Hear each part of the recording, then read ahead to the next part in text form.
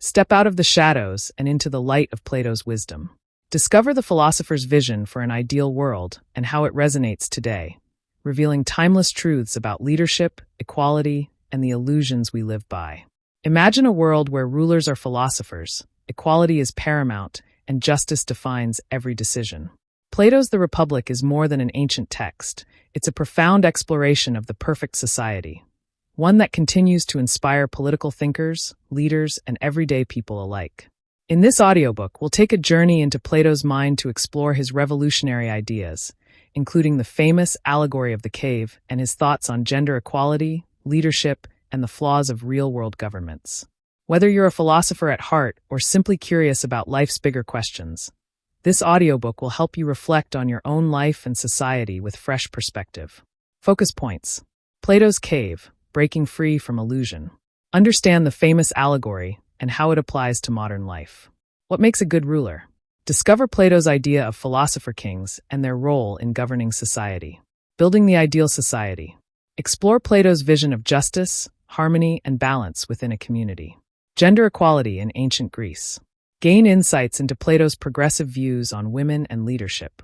Political systems, pros and cons. A dive into Plato's critique of democracy, oligarchy, and tyranny, and how these systems shape the world today. Living in illusion, the human condition. Unveil the ways in which we, like Plato's prisoners, live in a world of shadows and false beliefs. Learning outcomes. Grasp the concept of Plato's allegory of the cave and apply it to modern-day self-awareness and societal reflection.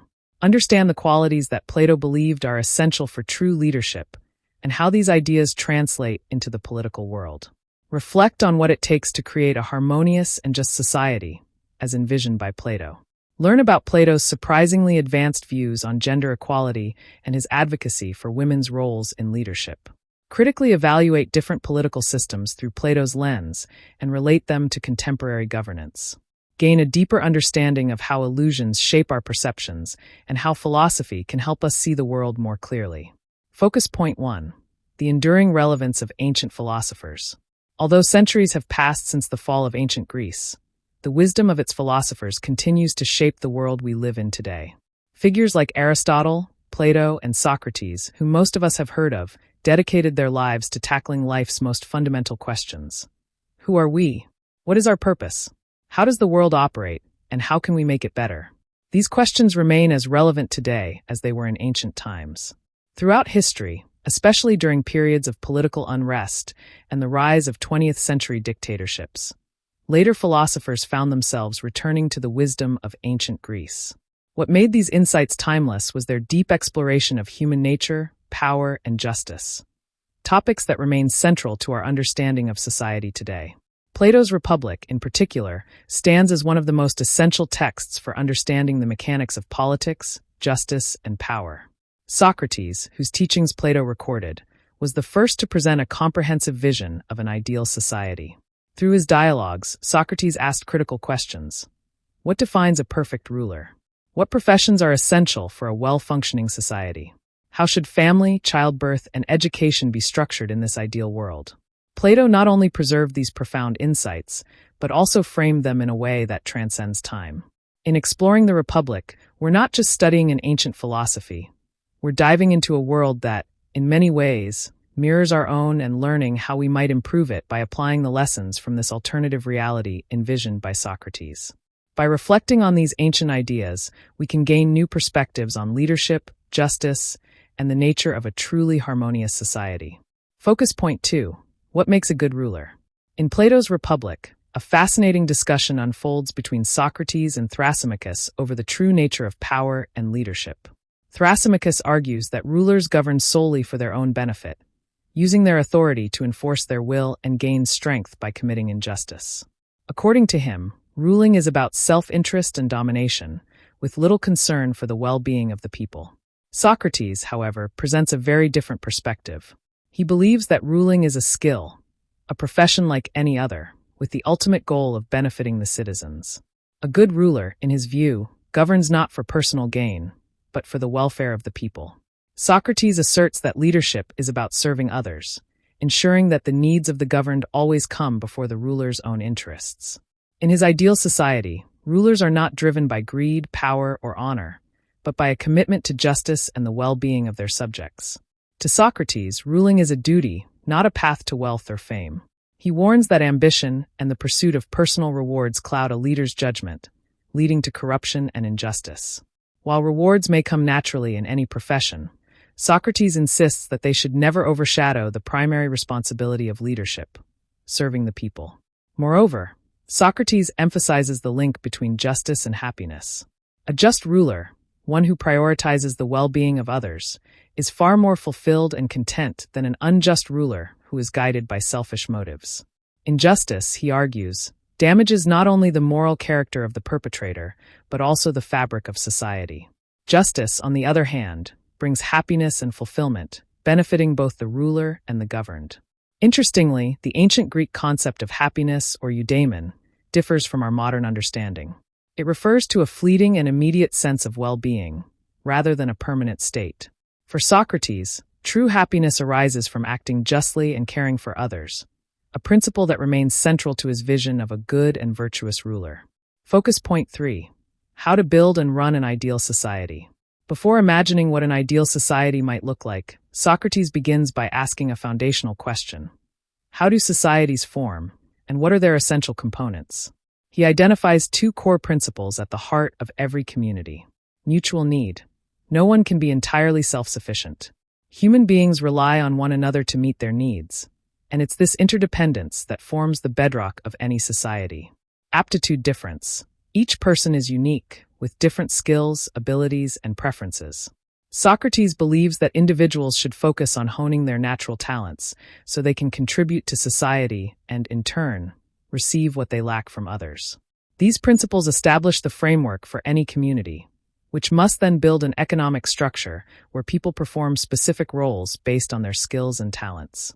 Even the simplest societies, according to Socrates, are composed of different classes of people who specialize in fulfilling the basic needs of the group. Socrates outlines at least 5 essential classes for any functional society. Producers, farmers, artisans, and industrial workers who provide food and goods. Merchants, those who facilitate trade. Sailors and shipowners, vital for transport and expanding trade. Retail traders, those who distribute goods to the public. Manual laborers, people responsible for essential physical work. At first, the focus of any society is on survival, meeting basic needs like food, clothing, and shelter. As the society expands, its needs grow, leading to more specialized roles like builders, farmers, weavers, and craftsmen, each contributing to the overall function of the civilization by excelling in what they do best. For the ancient Greeks, a harmonious individual was someone with a well-developed body and mind. As society grows, more complexity arises, and eventually, the need for defense becomes crucial. Societies start competing for resources and territory, leading to conflict. This introduces the necessity for a new class, the guardians or soldiers who protect the state and its people. These guardians are expected to be physically strong, courageous, and ambitious. But such traits also pose a danger, as unchecked power can lead to tyranny. Socrates believes that the key to preventing the guardians from seizing control lies in education. In his ideal society, education is crucial not just for intellectual development, but for cultivating both physical strength and moral character. The state is responsible for shaping its citizens, beginning with basic literacy, followed by music and poetry, which were seen as essential for moral refinement. Physical education is also emphasized from early childhood, and at 18, citizens undergo 2 years of military training. Only after this well-rounded education are individuals ready to choose their profession and contribute meaningfully to society. This comprehensive approach ensures that the citizens of Plato's ideal state are not only capable of performing their roles, but also possess the moral integrity and wisdom to maintain harmony within the society. Education, therefore, becomes the cornerstone of a just and well-functioning society, guiding both the rulers and the ruled towards a balanced and peaceful community. Focus point 4. A vision of a harmonious world. In Socrates' ideal society, harmony and success are achieved when every citizen fulfills their unique role, contributing to the collective good. He envisions a structured state where distinct roles and virtues align to create balance. Central to this vision is the guardian class, which is divided into 2 key groups, the rulers and the auxiliaries. The rulers are responsible for governing and must dedicate their lives to ensuring the well-being of the community. Their leadership is not about personal gain, but about serving the collective good. To ensure they remain impartial and focused on this mission, Socrates proposes that rulers must lead simple, austere lives, free from private property or close family ties. The idea is that personal interests, such as wealth or familial loyalty, could compromise their duty to serve the public. This selflessness is essential to maintaining justice and harmony within the state. On the other hand, the auxiliaries are responsible for maintaining security and order. They act under the direction of the rulers and ensure that the society is protected from both internal and external threats. However, Socrates warns that the auxiliaries must also be prevented from abusing their power, as unchecked authority can lead to tyranny. Their primary role is to safeguard the state's values, not to seize control for personal advantage. While the guardians lead and protect, the third class, comprising farmers, artisans, and traders, is allowed to possess private property. However, Socrates emphasizes that even this class must be monitored to avoid the extremes of wealth and poverty that can destabilize society. The state's military strength is important, but Socrates argues that the real foundation of the state's success lies in its education system. It is through education that citizens develop the virtues needed to sustain a just and well-ordered society. Socrates identifies four central virtues essential to the health of this ideal state. Wisdom, embodied by the knowledgeable rulers who govern with reason. Courage, the defining trait of the brave auxiliaries who defend and protect. Discipline, which arises from the cooperation and harmony among all social classes. Justice, the overarching principle that ensures every citizen contributes to society according to their natural talents and abilities. Socrates draws a parallel between the structure of the state and the human soul. Just as society is divided into classes, the individual soul is composed of three elements: reason, desire, and spirit. Reason governs and guides decision-making, spirit defends and aspires to noble ideals, and desire seeks satisfaction and fulfillment. For an individual to live a virtuous life, these elements must work in harmony. In the same way, a just society functions through the harmonious interplay of its citizens and their roles. When each part of society, like each element of the soul, performs its proper function, the result is justice and stability. Socrates compares a just society to a healthy body. Just as health is preferable to disease, a just society, where each person contributes to the greater good in balance with others, is inherently superior to one corrupted by disorder and self-interest. This allegory serves as a timeless reminder. The strength of a community lies in the unity and harmony of its members. A prosperous and just society begins with individual effort, and when individuals work together, they can build a peaceful, balanced world. Focus point 5. Gender equality in Socrates' ideal society. Socrates held a surprisingly progressive view on gender equality for his time, asserting that men and women are fundamentally equal in terms of their potential and societal roles. Although he acknowledged biological differences between the sexes, he believed that these differences did not prevent women from participating in the same responsibilities as men. In Socrates' vision of a perfect society, both men and women should receive the same education and be eligible for the same occupations, including leadership and guardianship roles. The determining factor for becoming a guardian, whether ruler or auxiliary, was not gender but merit and capability. Socrates argued that women capable of philosophical reasoning and possessing the necessary qualities, such as wisdom and courage, should be equally worthy of guardianship, just like their male counterparts. While physical strength may vary between men and women, both sexes possess an inherent potential for leadership and service to the state. Socrates believed that society thrives when it taps into the full potential of all its members, regardless of gender. By allowing both men and women to contribute their skills and talents, society could maximize its collective strength and resilience. This inclusive approach extends to the realm of warfare as well. Socrates proposed that women should not only be educated and trained alongside men, but also participate in military activities. In his vision, even children would be exposed to the realities of war at a young age, fostering a unified, resilient community prepared to defend itself against external threats. While the idea of gender equality seems in line with modern values, Socrates' radical approach to family structure contrasts sharply with contemporary norms. In his ideal society, the traditional family would be eliminated altogether. Children would be taken from their parents at birth and raised communally by the state. Men and women would not marry or form private family units. Instead, the state would regulate reproduction through controlled pairings and ceremonial festivals aimed solely at breeding new citizens. Socrates believed that abolishing private family ties would help citizens focus their energy on the well-being of the community rather than personal or familial interests. This communal upbringing would ensure that every child was raised with the state's values and interests in mind, rather than being shaped by individual family dynamics. As citizens aged, these strict rules would relax, allowing for more personal freedom in choosing partners.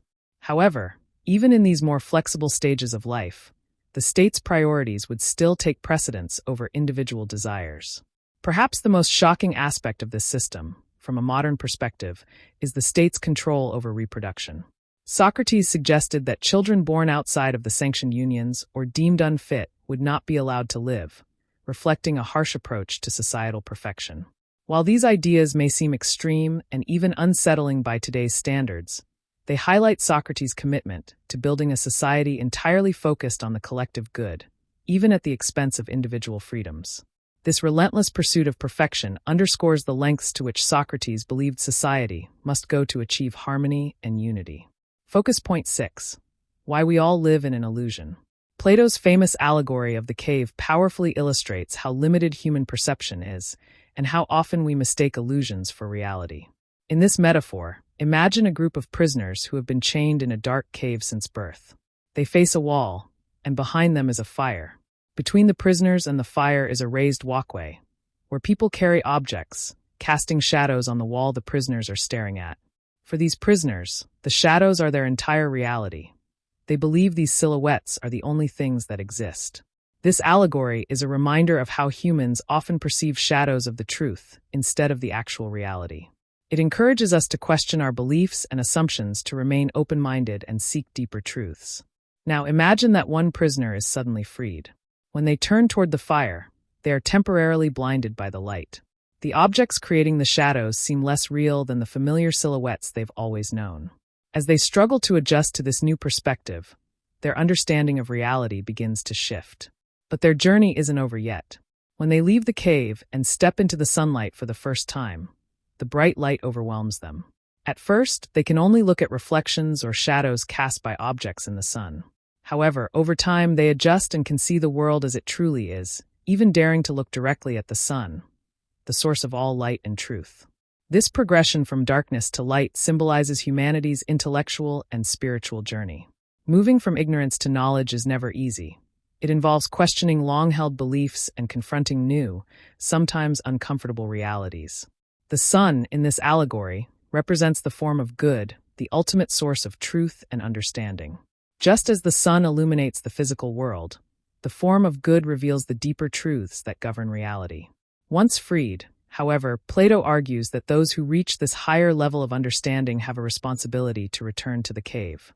These enlightened individuals must guide others who are still trapped in the shadows, helping them move beyond the illusions that they believe to be real. This part of the allegory reflects Plato's belief in the philosopher's duty to lead society toward enlightenment and truth. Plato's famous quote, "I am the wisest man alive, for I know one thing, and that is that I know nothing," emphasizes the philosopher's unique ability to recognize the limits of human knowledge and perception. This humility and commitment to seeking deeper understanding set philosophers apart as the only ones truly capable of seeing through illusions. In Plato's view, philosophers are the only individuals fit to rule. Unlike rulers driven by ambition, power, or wealth, philosophers strive to harmonize wisdom with governance. Their deep understanding of reality and their ethical nature equip them to lead society toward justice and moral excellence. To become philosopher rulers, these individuals undergo a rigorous education. They study subjects such as arithmetic, geometry, and astronomy, not just for practical knowledge, but to cultivate abstract thinking and critical reasoning skills. This intellectual and moral training shapes them into deep thinkers who prioritize the well-being of society above all else. Their ultimate goal is not power, but the creation of a just society grounded in truth, wisdom, and virtue. Plato's cave allegory challenges us to recognize that much of what we perceive as reality may be an illusion. It calls on us to strive for enlightenment, to see beyond the shadows, and to engage with the deeper truths that shape our world. Only by doing so can we build a society where wisdom, justice, and virtue prevail. Focus point 7. A dive into imperfect societies. To understand how to build a perfect society, we must first examine the flaws in imperfect or failed societies. Plato outlines 4 main types of societies, each shaped by distinct values and priorities and corresponding to different types of citizens. Timarchy. This society is motivated by honor and warfare, much like the ancient Spartans. Leaders in a Timarchy are chosen for their military prowess rather than their intellectual abilities. Since the society is in a constant state of conflict, its citizens value simple, war-oriented leadership. In such a society, ambition tends to overshadow wisdom, leading to an ongoing inner conflict between the pursuit of honor and the need for sound judgment. While bravery and heroism are prized, this often leads to a focus on military power over thoughtful governance. Oligarchy. In an oligarchy, wealth is the primary measure of power and influence.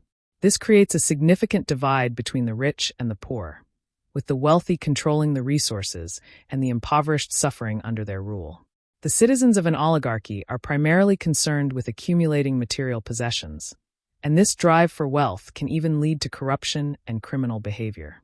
When society places status solely on material wealth, moral values decline, and inequality becomes entrenched. The rich become richer, and the poor are left with little opportunity for advancement. Democracy. On the surface, democracy appears to be an ideal society, as it operates on political freedom and equality. Everyone is treated equally, regardless of their differences. However, Plato saw flaws in this system. Without strong guiding principles, the many choices available to democratic citizens can lead to anarchy and disorder. The democratic individual is free to pursue whatever desires they wish, but this lack of direction can result in a scattered, unfocused life. While freedom is valued, excessive freedom without purpose leads to a lack of structure and discipline, causing individuals and society to drift without a clear sense of purpose or common goal. Tyranny. The worst form of government, according to Plato, is tyranny, where one individual holds all the power and rules as a despot. Tyranny often emerges out of the conflict between rich and poor in a democracy, when chaos and inequality give rise to a single ruler who promises to restore order. However, a tyrannical leader maintains power through fear and oppression, creating a deeply unhappy and miserable society. The tyrant mirrors the criminal, using force and cruelty to maintain control. In such a society, all the power is concentrated in the hands of one, and the general population suffers from oppression and fear. Each of these societies reflects certain aspects of the human psyche, revealing underlying truths about our values, ambitions, and tendencies. Timarchy represents the human inclination toward honor and pride. Oligarchy highlights the pursuit of wealth.